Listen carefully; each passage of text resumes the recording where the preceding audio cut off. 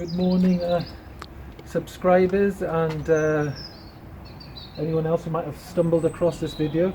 I was in a big dilemma whether to do this video or not because there's lots of them out there, this particular topic, and the only reason I've decided to is just like anyone else, when you're looking to do something, you're researching it. I couldn't see one with regards to this model bike, the CB650F. So today I'm going to attempt to get some heated grips on there because we're in the depth of winter now.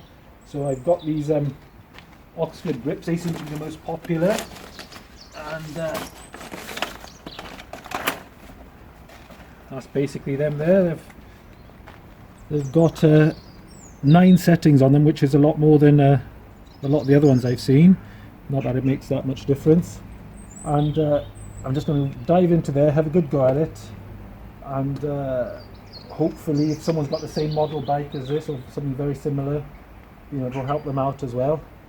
And the other job I've just done this morning, worth mentioning to people in the northern hemisphere anyway, is I went out for a ride the other day.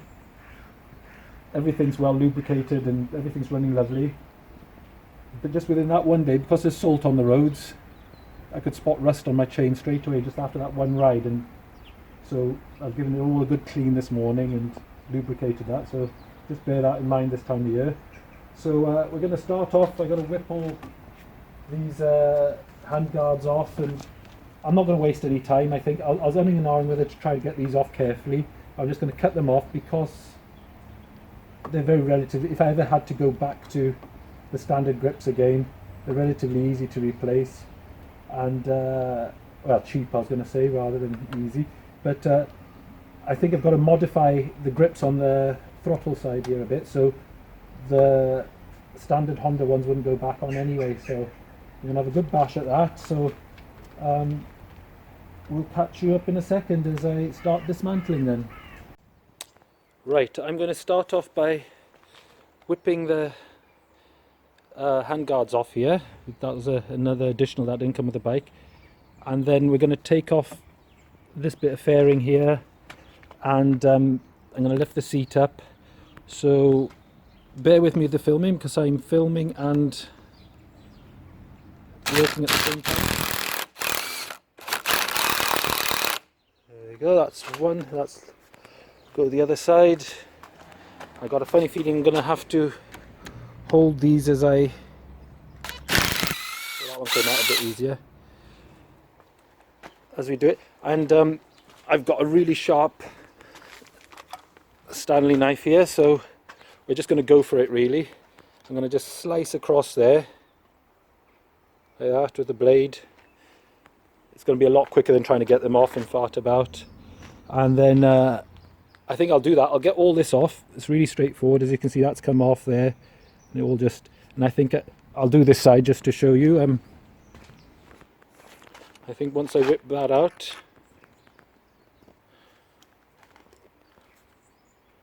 this comes off there, and that's it basically. That's well out of the way now, so we'll just slice that off. I do need 2 hands, guys, so bear with me. So well, there we are, folks. We've whipped those off, and that's what I did. I just sliced through it, nice and easy. A little bit of glue residue just there to clean off. So we do that, and then the next job I'll do is I'll whip these off here. There's 3 of them, one there, one underneath, and one on the front side there just by the radiator. So I'll do the same on both sides. I'll unlock the seat, so we'll take that off, and then that will give us access to the battery then. Right, quick update. Here's the grips, so I'm going to try them on for size there. Well, I sort of already can see that slips on quite nicely and easily there. The other side now, it looks like I got to trim off this end part here. I'm not sure whether I'm going to have to file these bits down here, those grips there. So I'll either get a Dremel or I'll use a hand file. I'll see what works best, and we'll have a go at that. And then the plan is, I think, just I've had a close look at it, I'll lift the tank up So I don't think it'll involve disconnecting it. I think I can just lift it up and I'll run some of the wires sort of in behind there and through to the battery terminal. So at some point I'll disconnect those. So I'm just going to work out the best method of filing that down. And it is super glue they supply, which seems a bit permanent to me.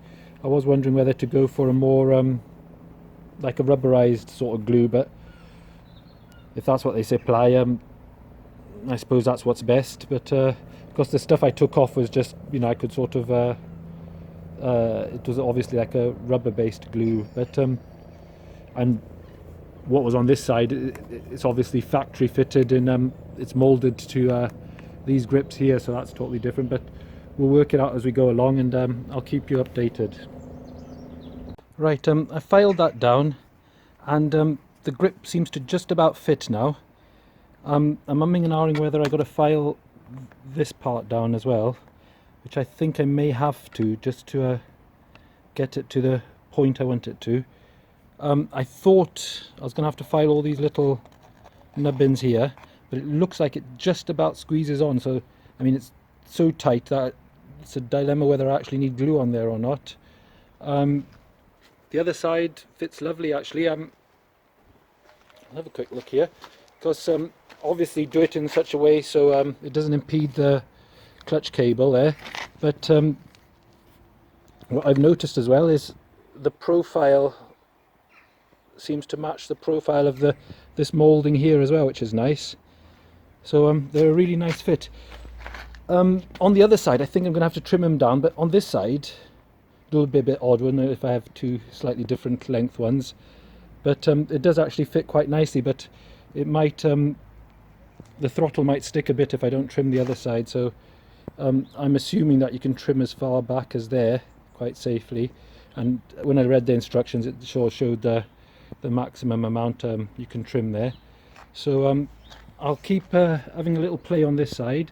So as you can see, that does just about go on now. I'm not putting it on there because I'm worried I won't get it off again. So I strongly think I'm going to have to file that down really, just to get that to where I want it. But we'll have a little look now. Right, so this is where we're at the moment. I've decided I'm going to take that off there, and what I've done is all I've done is just filed these nubbins here down slightly, and it is still a very tight fit, but that should be all right. So I haven't taken them right down, but just filed them down a bit. So I'm going to cut that using this Dremel here. And I've taped up around there just to make sure I protect it a bit.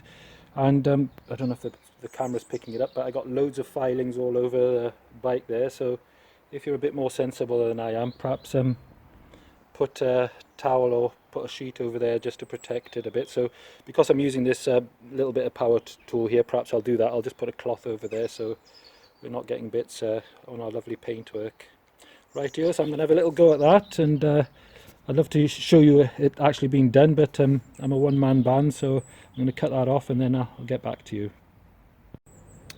Right, the Dremel idea just didn't work out at all, so I ended up cutting most of it off with a hacksaw and just filing it around with the file just to smooth it off. So I'll whip this tape off now and we'll give it a try. See how we get on.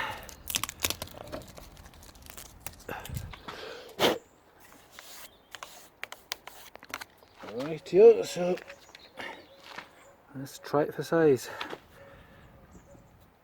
Excuse the jitteriness, but like I keep making my excuses. Right, guys, once again it's a two-man job, but it is sliding on. So let me get back to you there.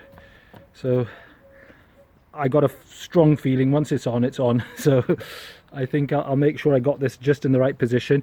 And on full throttle, the brake lever doesn't even pull back far enough to catch it anyway. So, but it doesn't really make sense to me why that's a concern, because I wouldn't be on full throttle and on the brakes at the same time. So I'm going to mirror the position on the other side that I've got there, and that seemed to look nice and work well.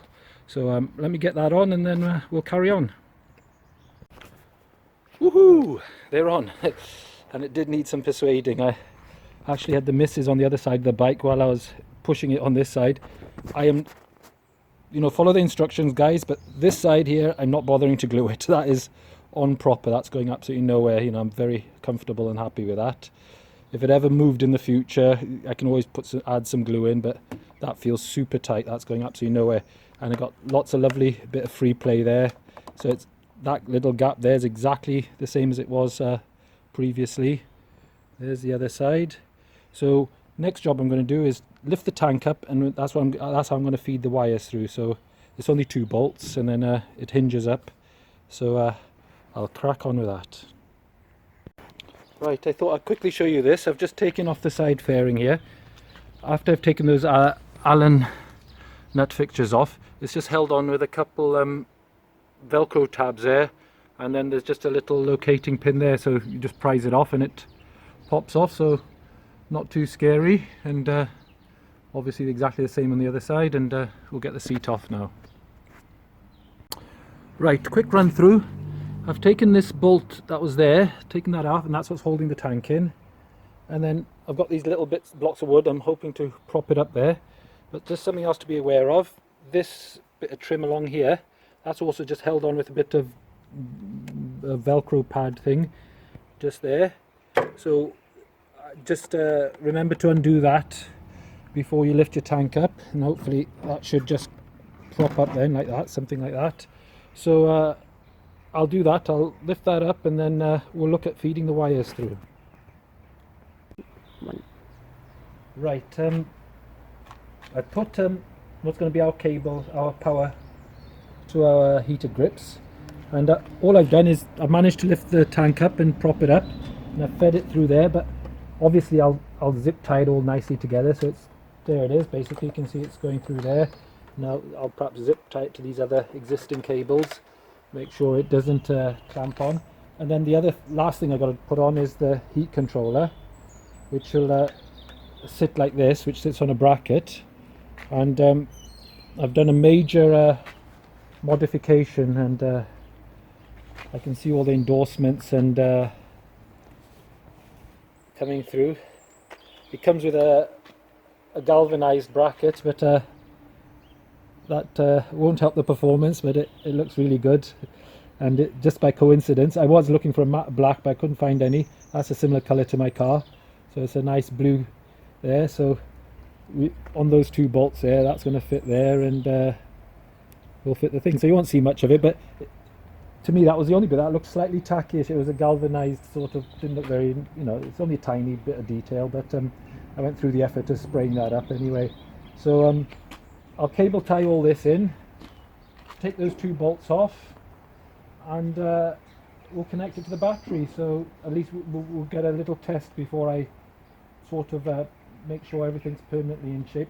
And I'm pretty sure I'm going to have to trim that there, and for obvious reasons we want them to look the same, so we'll trim it there. But we've got it really nice. We've got the logo works out with it showing nice and level there. So yeah, it's taking shape. A really straightforward job. Anyone can do it, I think. You know, if you've got sort of half a bit of common sense. Right, so that's where we're going to fit the bracket for the controller, and here it is. So it's just 4 little screws on the back there. I'm going to use, they do supply the bolts and washers with it, but I'm going to just give it a try with the Honda bolts that are already there. I don't see why it shouldn't work. Maybe there's a reason. Perhaps it's because, let me focus, perhaps because that bulges out a bit, they want you to put a spacer in there. I'll have a little experiment with that, and we'll see which way is best way to go forward with that. I was just going to use those, but looking at it, it's probably because that bulges up a bit there. Focus please. So they give you some spacers, so perhaps, and their bolts are slightly longer then, so perhaps we'll end up using theirs after all. So I'll let you know how I get on with that. Right, ended up using their hardware. the bolts are a bit longer, and then it just allows for the bracket to come off that curve on there. So is that focusing, or is it? Yeah, there we go. So it looks quite smart, I think, and it sort of integrates into the bike quite nicely. I'm going to connect all this up. It's pretty self-explanatory, to be honest. I have got a load of cable ties, and then I've just realised they do supply you with some as well. And I just spotted a pad, so there's an option there if you couldn't use the bracket like I have, that you could stick it on somewhere. But on this particular model of bike, the CB650, I can't think where you would actually stick it. So I think the bracket's the best option there. I went through all that effort of painting that bracket up quite nicely, but we can barely see it, to be honest. But I'll know it's done if nobody else does. Anyway, so I'll disconnect the battery, I'll connect all that up, and then we'll give it a whirl and see how it looks, and we'll tidy up all these cables. So yeah, it's pretty easy. The black and red, I'd naturally assume that would be their power cable, but I'm a bit of a nightmare. I don't look at instructions, just like a typical man, but I'll double check that just to be pretty sure. But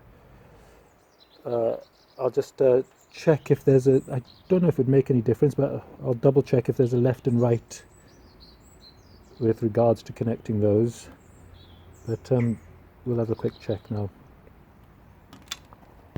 Right, all the wiring's done now, so it's just a matter of connecting it to the battery.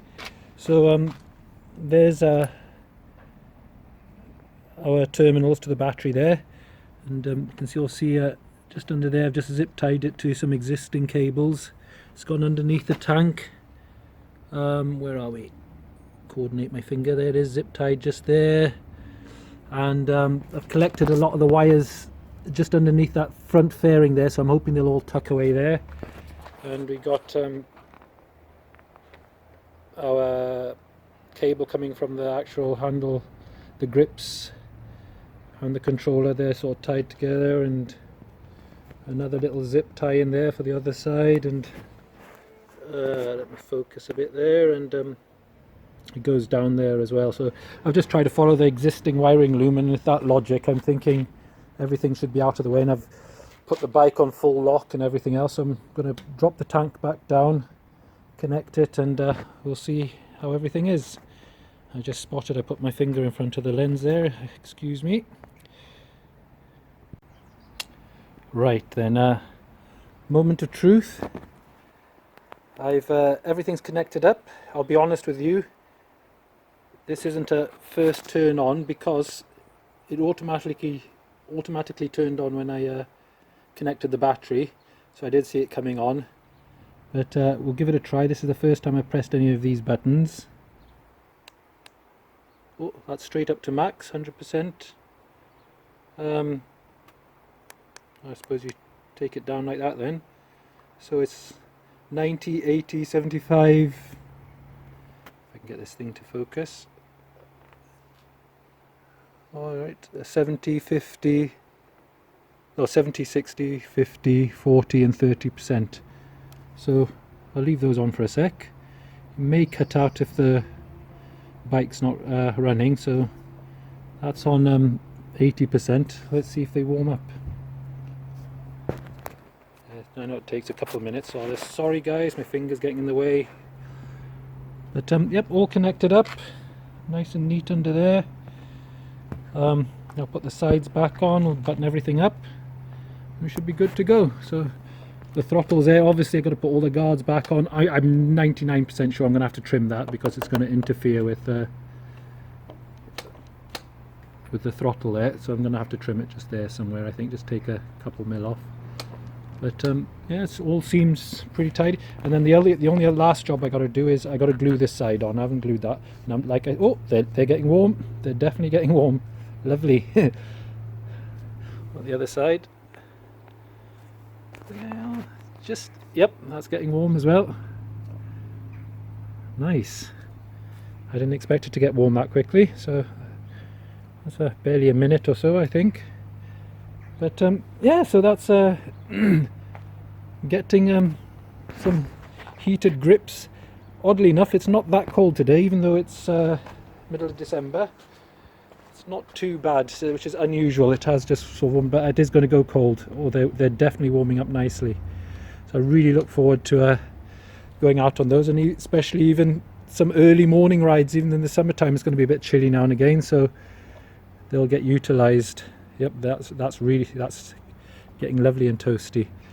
I don't know if that flashing light indicates that it may cut off soon. I'm not sure. I'll have to read the instructions. So that might cut off in a minute. So let me get the last little bits back on the seat, etc., and then we'll sign off. Right, we're all done. Seats back on, everything's buttoned up. Good news as well, I don't have to trim the new grips at all, simply because the bar ends I got fit in there with plenty clearance, so the throttle still twists really nicely, so don't have to worry about that. I just haven't put those on yet because I want to film quickly before it gets dark, basically, no other reason. And I think I got to be honest, I got to tell you about any difficulties I had, because that's the reality of these videos. Is sometimes people show it all buttoned up and they don't really know. A lot of the excess wire I got, I thought I'd put underneath this front fairing here, and it was a squeeze. I really struggled to get it all in. You can sort of see I've twisted up some of the excess wire above it because I just couldn't get it underneath there. So that's something to look out for. Perhaps there's a better place or some other way of. So yeah. Please don't cut it. I'm sure that would void any warranty. And just to let you know, it does come with a 3-year warranty, which is quite impressive. So just the usual, like, subscribe, and keep supporting my channel until the next time in the next video. Thank you very much.